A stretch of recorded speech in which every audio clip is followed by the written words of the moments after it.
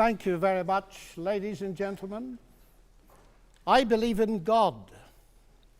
I believe in the supernatural God who created the heavens and the earth. I believe in a God who holds the heavens and the earth in existence.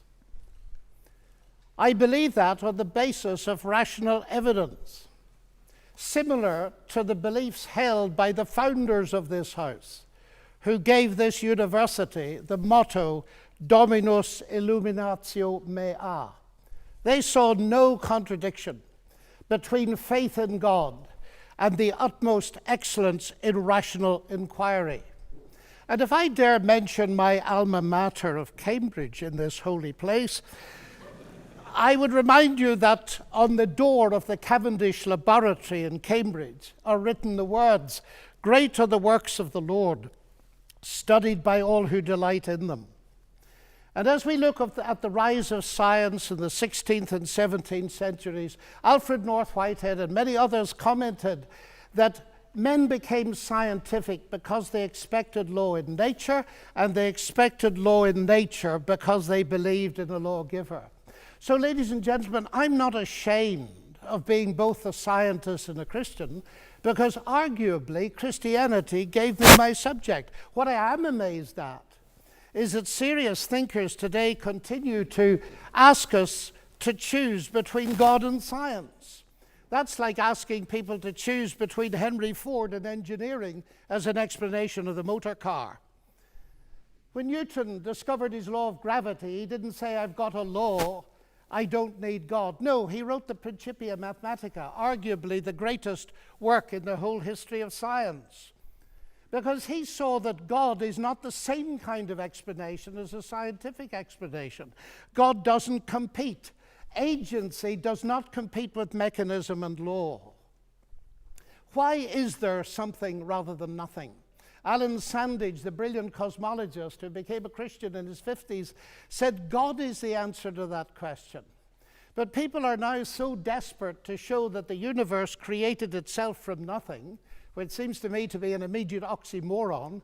If I say X created Y, I'm assuming the existence of X to explain the existence of Y. If I say X created X, I'm assuming the existence of X to explain the existence of X, which simply shows that nonsense remains nonsense even if high-powered scientists utter it.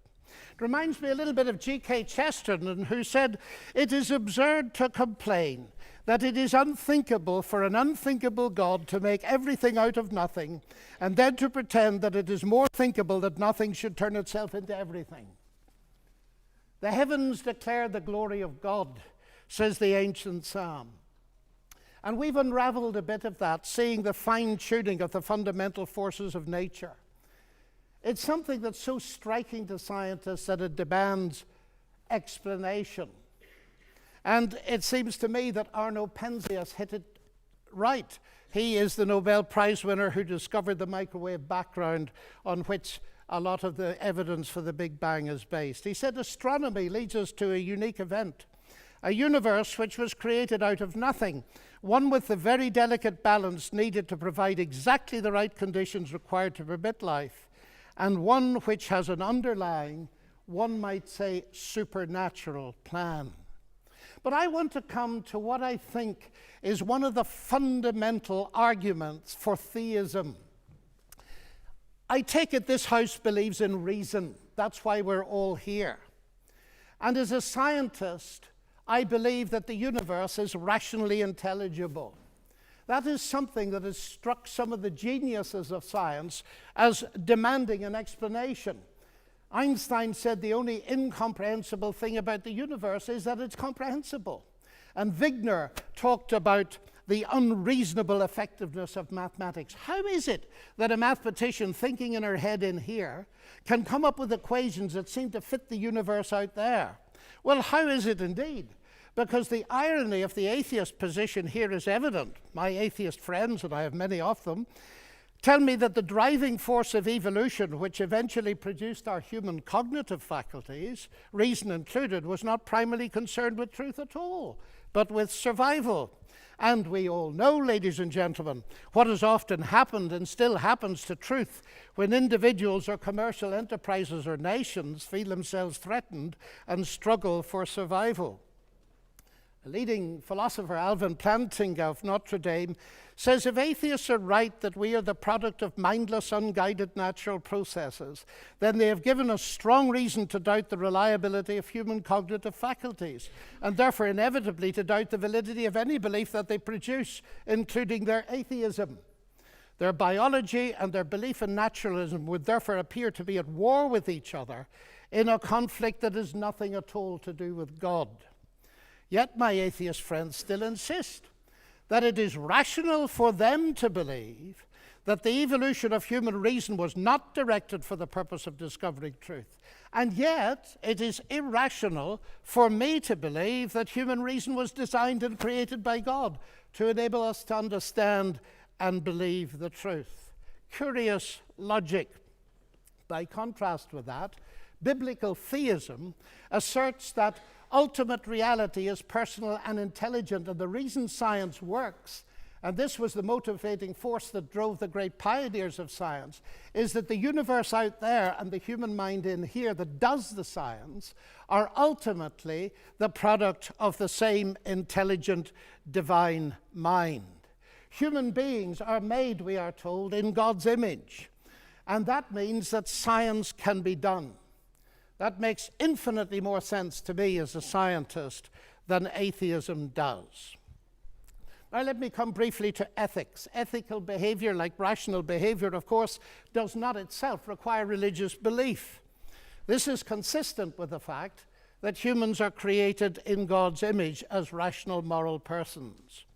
But just as I suggest that rationality cannot be explained without the existence of God, so I dare to suggest that the existence of morality cannot be explained either.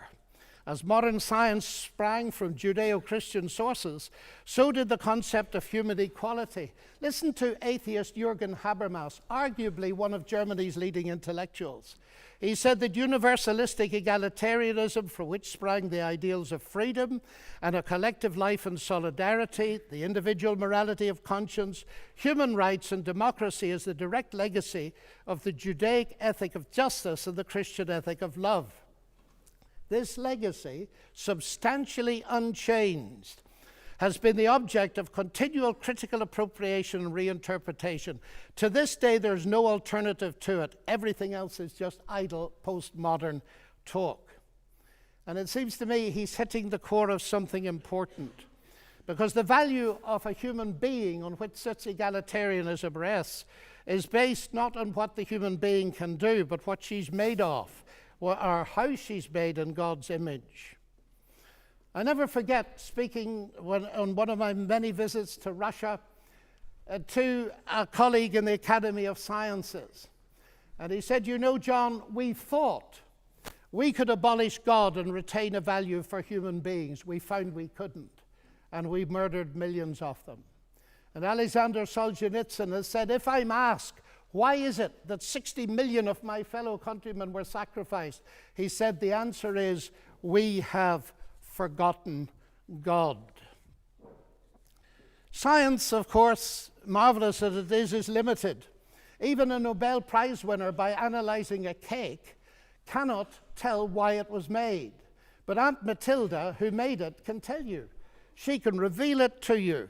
But if she doesn't reveal it to you, you'll never know. And that brings me to my next evidence. It's the same with the universe. We can analyze it magnificently. But ultimately, if it has a maker, and I believe it has, only he can tell us what it's all about. And he's done so in the powerful narrative of the Bible, in particular in its analysis of the problem with humanity, not simply in terms of behavioral breakdown between people, but a vertical breakdown of trust between us and the Creator. The unique solution to that problem is not simply in terms of human ethical development, although that's very important, but in terms of something far deeper altogether.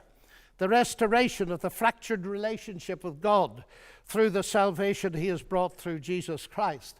A radical relationship that empowers us to live ethically from God. And here we reach what for me is the chief evidence, not only for the existence but the nature of God. It is Jesus Christ. He it was who not only taught the golden rule but embodied it, fed the hungry, healed the sick and suffering, and welcomed society's outcasts, brought honor and respect to the marginalized and ashamed. And he's brought forgiveness and peace to multi-millions around the world. He's able to do this, of course, because though he was a man, he uniquely never was only a man, but God become human.